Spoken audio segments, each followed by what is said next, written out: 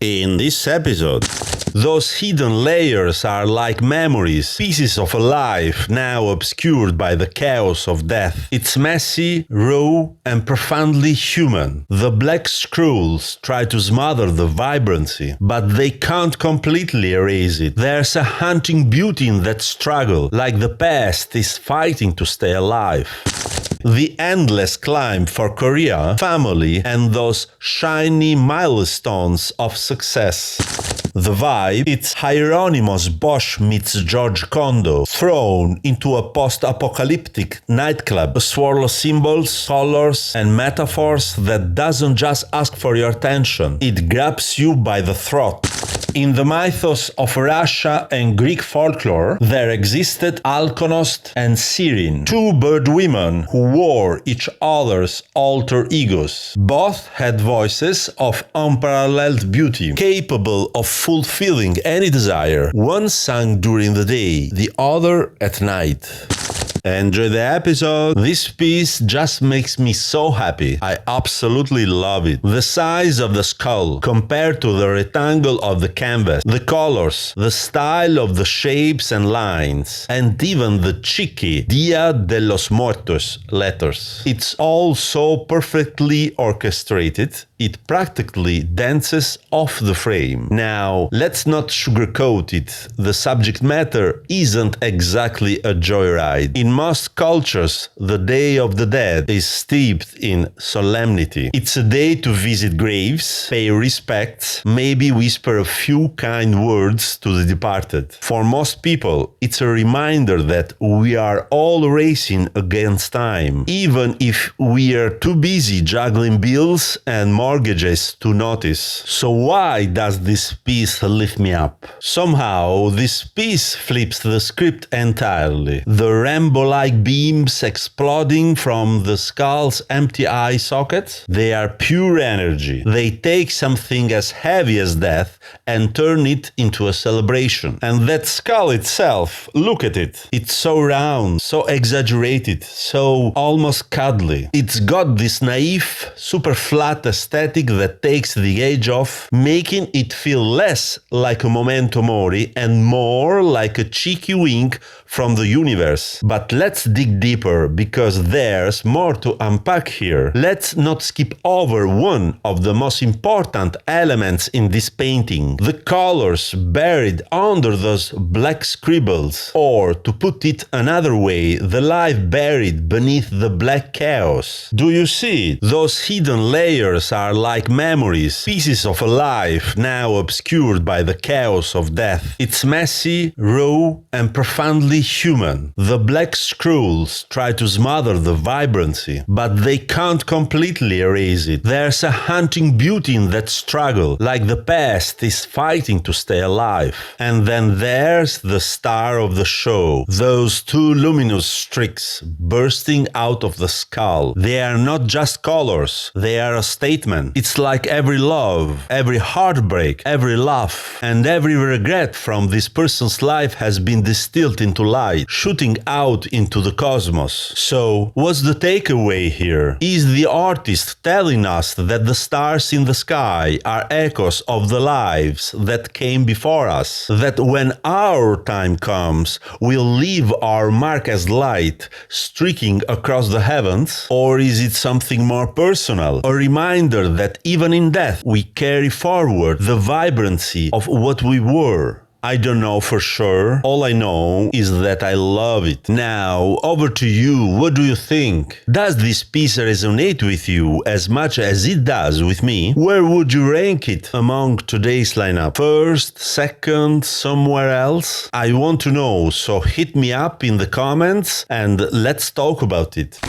How much can I relate to this image on a scale of 1 to 100? A resounding 100, without a doubt. Who among us didn't, as a child, craft worlds that baffled adults but made perfect sense to us? This painting is nothing short of captivating. I can almost smell the cardboard box perched on the child's head, a scent that holds the essence of adventure, creativity, and freedom. Back then, I would spend hours attempting to move objects with the force of my mind. No joke. And there was even this one time.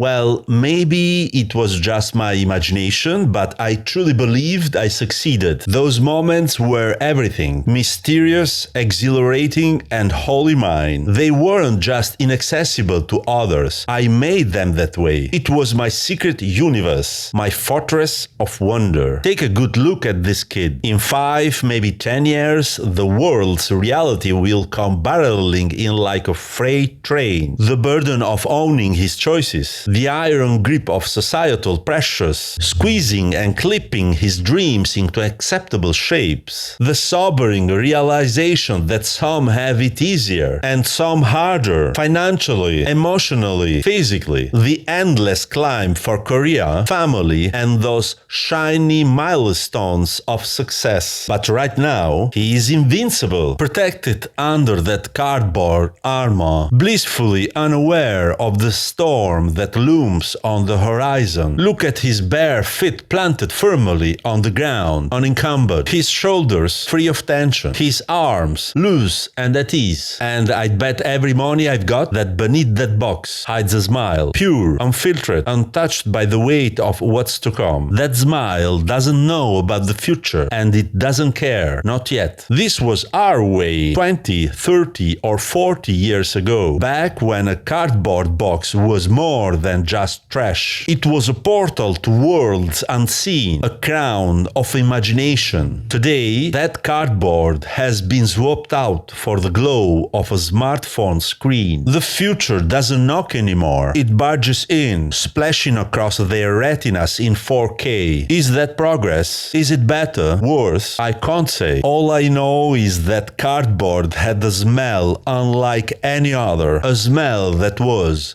somehow the very essence of freedom. So, what do you think about this incredible piece? Where does it rank among the works in this episode? First, second, third, fourth? Drop your thoughts in the comments. Welcome to hell, ladies and gentlemen. This painting is absolutely insane. It's surreal, grotesque, unapologetic, and it hits you like a gut punch. You don't just see the discomfort, you feel it crawling under your skin. And that's exactly why it works. It's impossible to look away, even when it makes you squirm. But let's set the scene. If it weren't for the figure holding a smartphone and the monkey typing furiously on a laptop, you'd think you'd stumble straight into the 80s. The neon cityscape, the Pepsi logo, the guy with a wild mane of hair, it's dripping with retro vibes. And yet, at the center of this chaotic universe is her, the monstrous mother, anchoring us firmly in the present. She is the epicenter of it all, the twisted heart of this painting. With her cartoonishly plumped lips,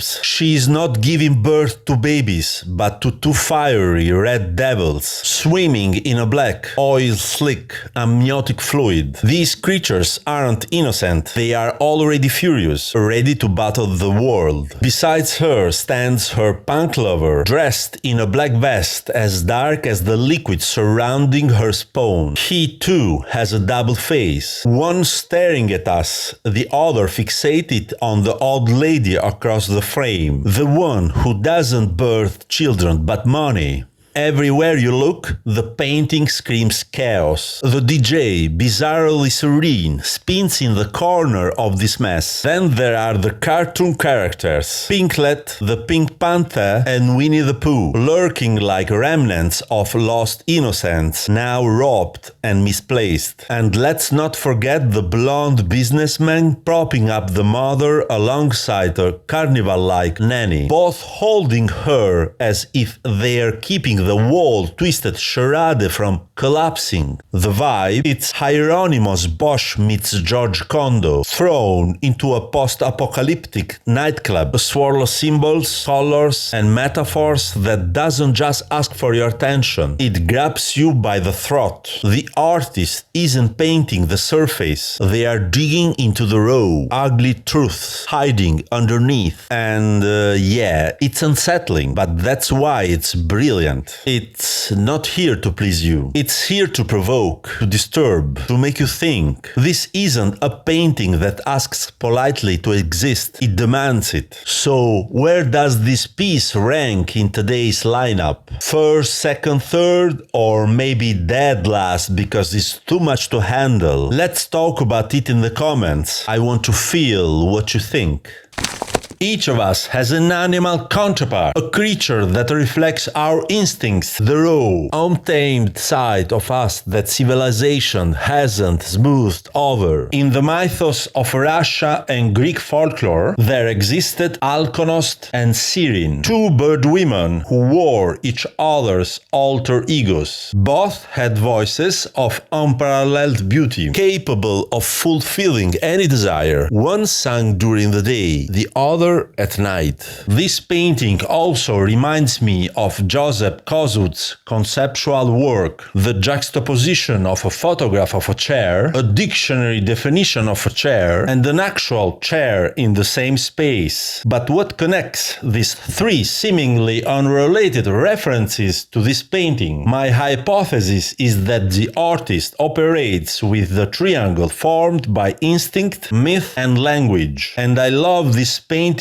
for how the artist forced these three elements to coexist in our modern world. The brushstrokes alternate between merely filling the canvas and offering intricate details, like the ones that shape the female figure and the bird. Curiously, the bird depicted within the painting stands still, its feet firmly planted, mirroring the frozen pose of the woman. The only figure in the motion is the red-necked bird, as though he's stepping toward the woman, a gesture that feels both enigmatic and elusive. I'm drawn to this piece for its colors and the tension between the figures and the overarching themes of instinct, mythology, and language. So, what do you think? Where would you place this painting in today's lineup? First, second, third, or fourth? Let me know your ranking and your thoughts in the comments.